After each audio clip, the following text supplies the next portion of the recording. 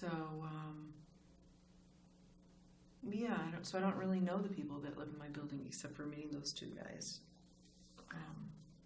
Yeah. Okay, but yeah, the coworker at work, that sounds like maybe a good idea. Do you think that's something maybe next week when you go by, go back to work, that you can maybe find, time to just ask her for a cup of coffee and, see where it goes? I'm going to make it kind of like a little mini goal, perhaps. A mini goal? A mini goal, I think when anything is a little challenging or outside your, I call it my hula hoop, or your comfort zone, you kind of gotta make it like a little goal, or step outside and say, okay, I'm gonna ask her out to coffee. Worst case she says no, best case she says yes, and we become best of friends, and maybe something in the middle. Okay. Yeah, I mean, I think I could do that. Okay. Yeah, I think I could do that. Okay. Yeah. All right, that's a good start. So, before you moved out to Chicago, what who did you live with at home? Did you have a significant other? Live with a friend, or what did it look like at Chicago before you moved out to Seattle? I lived on the other side of town from my parents. Okay. And I had my own place. Okay. A small apartment, and I lived alone. Were you previously married or with a partner at all? I haven't really been with a partner since, I haven't been married. Okay. Since like 2005, I guess. Yeah. Okay. It's been a while. Okay. Yeah. And we didn't live together. We dated for about 5 years back then. Okay. Broke up in, I think, 2005. Okay. All right. Yeah. Yeah, and then I lived in a neighborhood. I knew some of the people in the neighborhood. I used to walk dogs just to sort of have a dog, and so I got to know those people, and they knew me, so I knew people in my neighborhood. And then I had my two girlfriends from middle school that I still would see sometimes. They both had families, so they were pretty busy, but I get to see them maybe once every month and a half or something like that. And I used to bike a fair amount and walk too, like I said. So you like animals? Yeah. Dogs, or just dogs in particular? Yeah. Okay. Yeah. Any thought of maybe getting back and you said walk dogs, or maybe volunteering with one of the rescues? Either maybe fostering a dog, or I know they're always looking for people to come and walk the dogs in the evening, or just give them some socialization, perhaps. I hadn't really thought about that. I mean, part of it is I don't feel like I've had the energy, but I mean that's a good idea. That's something you can again I was thinking a little bit lower energy than maybe biking, but you a small bit, go in for 30 minutes, even just sit with a dog, instead of That's true. You don't really have to walk it, sit next to them and pet it, and just giving you a chance to do that again. Maybe the opportunity to meet some people at the rescue. Yeah. But again, there's something about animals that always have a very calming sense about them. Yeah, I like animals a lot. Yeah, dogs are good. Yeah. Well, that's a good idea. I guess I just would have to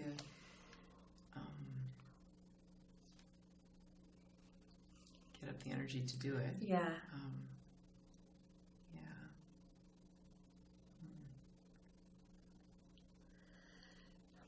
Is there anything else, with that energy that that you think may be helpful? You said you take the naps, but that hasn't been helpful. Are you sleeping at night at all? I'm having trouble sleeping. Okay. I seem to either have trouble falling asleep, or if I fall asleep, then sometimes I have trouble, like I'll wake up and I can't get back to sleep. And I am concerned about that, because I think that can take a toll when I don't get a good night's sleep, Yeah. and I worry about that because I don't want it to affect my work. I mean, it hasn't so far, but I do think about that. Okay. So tell me a little about your bedtime routine. So what you take the nap and then probably eat. Kind of tell dinner, me. Yeah. So tell me a little bit about when you come home from work. What kind of that routine looks like to you come home and when you go to bed. Well, I come home. I come home and I get out of my work clothes and I think about I should go explore the neighborhood, or I should get the bike out and start exploring the neighborhood, or just walk. So I think about that, and then I start thinking about I don't really know where I'm going. I start thinking about all the reasons why I shouldn't do it, and then I start feeling tired, so I end up taking a nap. And then, I nap, and then I wake up, and then usually it's about time to start making dinner. So I make dinner, and I eat my dinner, and then I might watch a short show or something on Netflix, something not too long. And then I start thinking, well, I should really start disconnecting from the computers and stuff so that I can, be ready for bed. And so that's probably around, 8:30 or 9. I make sure that I'm not really connected to stuff because it seems like it's stimulation. I know that's not good for sleep. Yeah. So then I usually get ready for bed. I'll get in bed knowing I'm not going to go to bed right away because, it's good to just be in bed. So then I'm in bed and I might read a little bit, and then I start trying to just, fall asleep. So I try to go to bed by about 9:30, so because I get up early because I start early but I end early. Okay. So so that's kind of what I do. So I'm in bed about 9 or so, and then I usually read for about a half an hour. I mean, even reading lately has been, I just can't focus. It's weird. I can't focus. So, but anyway, I do try and do that, and then I try to have the lights out by about 9:30 or 10, so that I can really get know that I'm going to get 8 hours. But that's basically it. So I do try and be careful about how I go about it. And what time do you notice you able to fall asleep? Did you toss and turn a bit before you're able to fall asleep, or? Sometimes I just fall asleep. Okay. And which is great, but sometimes I cannot fall asleep, and so I am a couple of hours tossing and turning, or sometimes I'll just get up and say, okay, then maybe I should do something productive, although I know that makes you even more tired. So I try and stay in bed.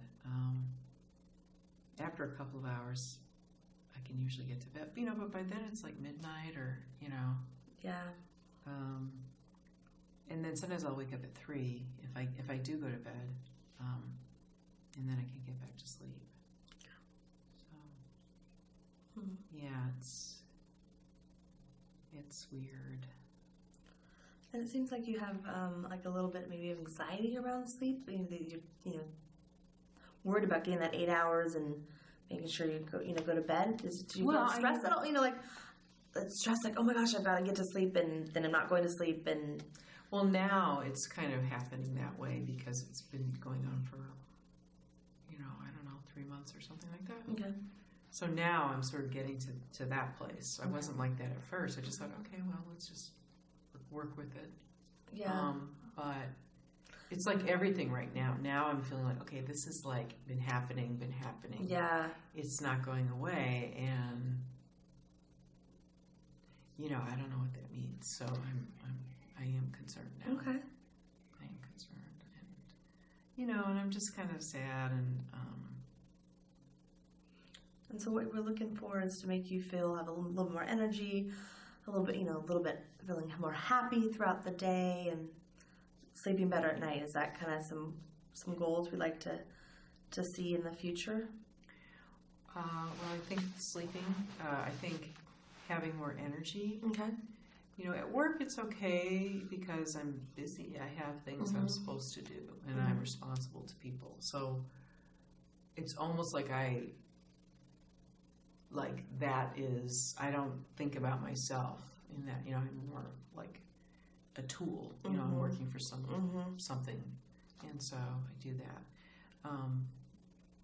So at work, it's not such a issue, but it's when I'm not at work. When not at work, yeah. Okay.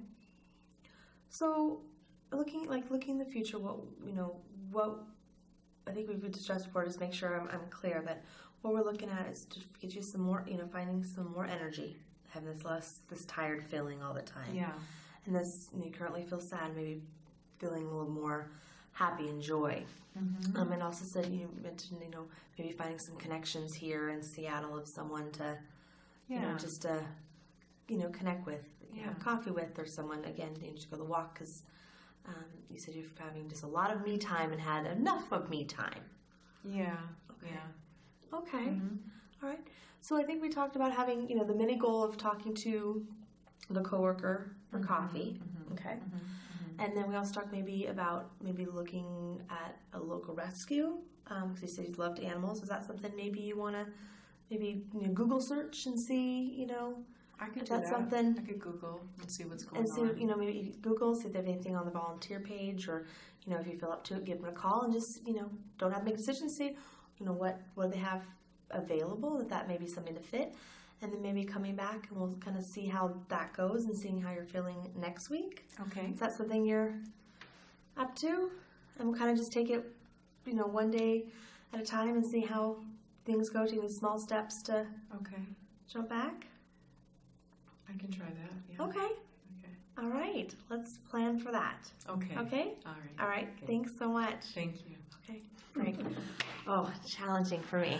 I'm used to kids. Oh. So it threw me a little bit. Okay, gotcha. Are you used to talking to kids? Were you a teacher or what? Special education. So usually birth to 5. Okay. So a little bit of a challenge for me, and I don't have a transition, and I'm not. We're joking a lot.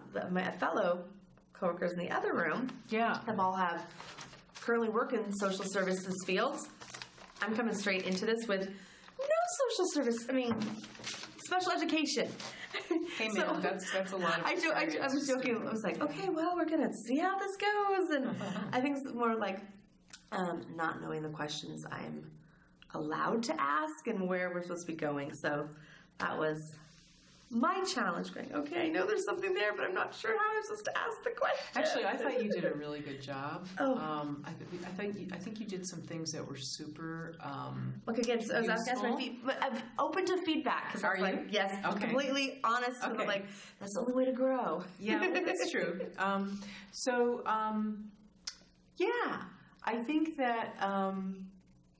I think that you were super positive coming in. I think you can spend a little bit more time getting to know me before you jump in. Because as soon as you put your butt down, you said, so tell me why you're here today. And there's no reason to rush, because as you found, I was like 10 minutes in. I was like, oh my gosh. You can actually get a whole bunch of information in what was it, 30 minutes you're supposed to be here or something. So, you can get a lot. So, and that moment, those few moments are so important, that establishing that, alliance, that therapeutic alliance, beginning to build the therapeutic alliance, I think and it's really important. No, and I completely agree, because that was the challenging, because we knew nothing. Like, you came to see us, and that was all we knew. Yeah. And so it was like, okay, how do we hide? But I mean, even before that, you say, you can introduce yourself, you can ask me my name, and you can say, we're going to spend some time today. A little preamble. Yes. Getting to know you today. Setting up the stage, maybe the confidentiality thing. Okay. And this is how I like to work. Okay. And you can tell me a little bit about your style. Okay. And then you can say, how does it sound for you? Does that sound like something you'd be comfortable with? And then if I say yes, and if I say no, then we can talk about, what works for you. Or I could do it this way. Yes. That gives some choices or something like that. Okay. Usually people will say, okay, they're here because they need help, right? Yes. But it's also a way of saying, you're saying, I respect you and I respect you enough. This is important. It's important enough that I want to tell you, how I'm going to be thinking, how I'm going to be looking at you, what I want to know. You know, I might be asking you about your childhood a little bit. I'm going to spend some time getting to know you today. Okay. Because we're going to be working together, and the more I know about you, the more we can make this a team absolutely. effort or something like that. No, absolutely. Setting up the plan of what you're expecting, how long we're going to be. You know, we're going to be here 35 to 45 minutes. We're going to, so you kind of know, okay, how long am I going to be here? I got to go to the bathroom. And also, while you're talking about all that stuff too, you can be sort of assessing just the beginnings of sort of like affect, attitude, behavior, you know, like what's going on in a preliminary kind of way. Yes. And then you can say, so, you know, can you share with me why you came in today? You know, which you said, but just a little later, you know. A little bit, give it a little 5-minute warm up. What is your name again? Christina. Christina, yeah. Christina, I would say that the main thing for you to work on, and I think part of it's nerves, and maybe it's working with kids too, but also you would do this with kids too, I think, is make sure that your questions are open-ended. Yes.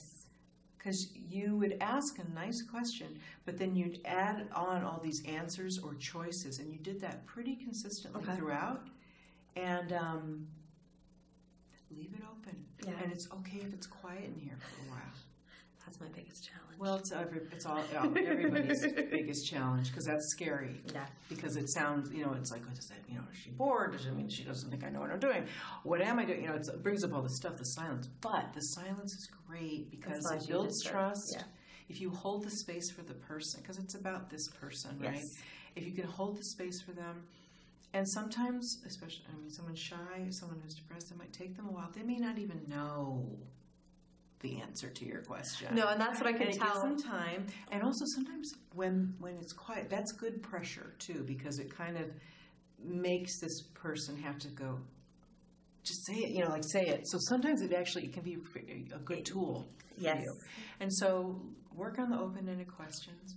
And also what was happening because you had to fill that space, you were making assumptions sometimes. So you know what I'm talking about. I know. So you caught yourself. So that's great. Yeah. So you know what I'm talking about.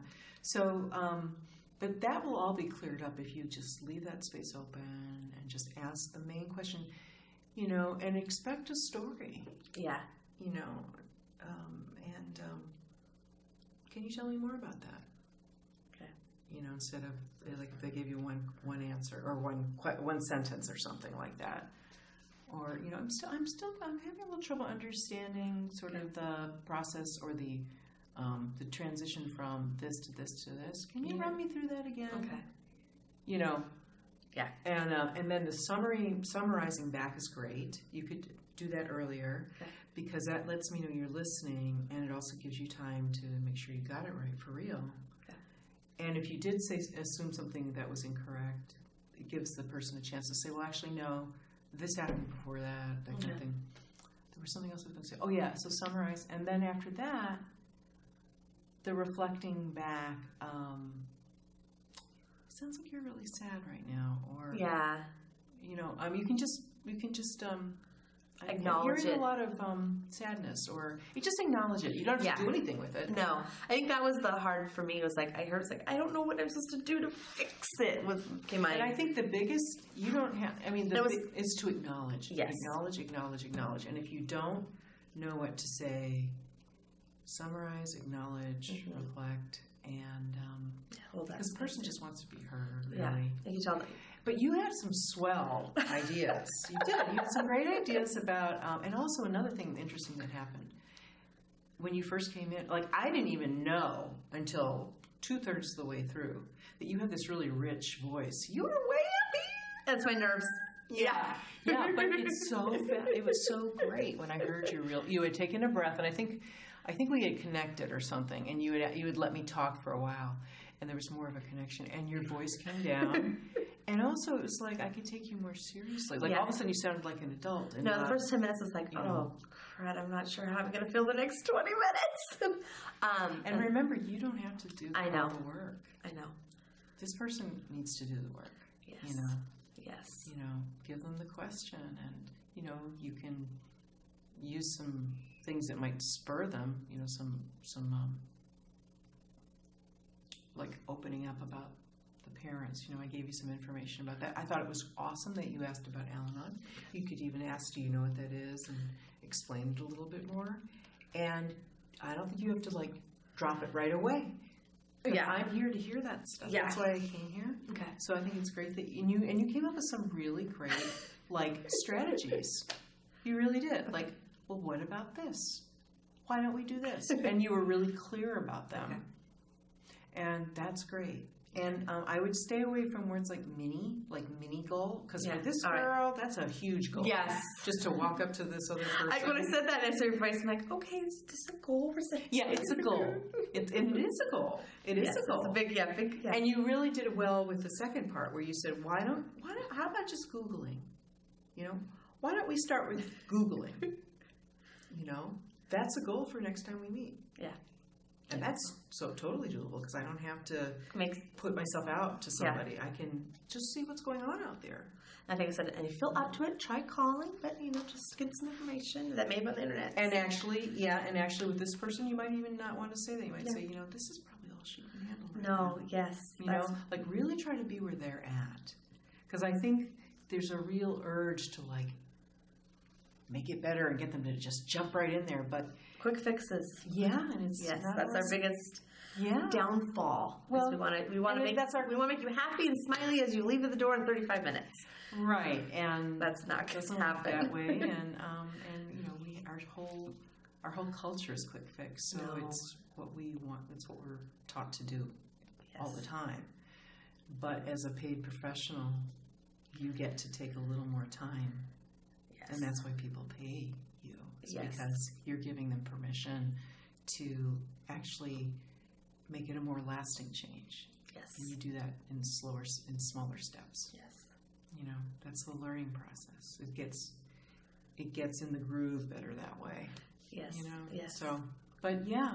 So you're on your way. Thank you. The only setup we got for this is watching 3 videos with everyone had British accents doing these. Oh my God. So we didn't have a whole lot of and it was hello, how are you? And we didn't get a script. It was okay, just go. And you're that was, I think, the biggest challenge. We're we knew nothing about you at all. We had no setup for questions to ask, no transition questions. It was just see where you're at. You know what you might want to do for yourself, if they let you, is just to give yourself a cheat sheet of good questions to ask. And also, also little tips for yourself when you're lost. So we actually have to we actually write 2 papers on this video. Mm-hmm. So of areas of how it went, and then we actually do a 2-minute segment of we look at exactly what we said and what we could have said differently, or did I miss a cue that I could have? Yeah. And to really actually look.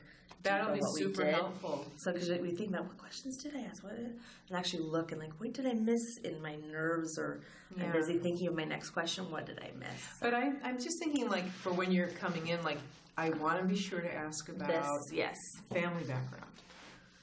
Is there any substance abuse, siblings, any illnesses, major illnesses in the family? You might want to just have a reminder for yourself, because. Those could be really informative. And because the personality you played is very different than my personal personality, and I go to counselor. And mine too. I'm I will just share everything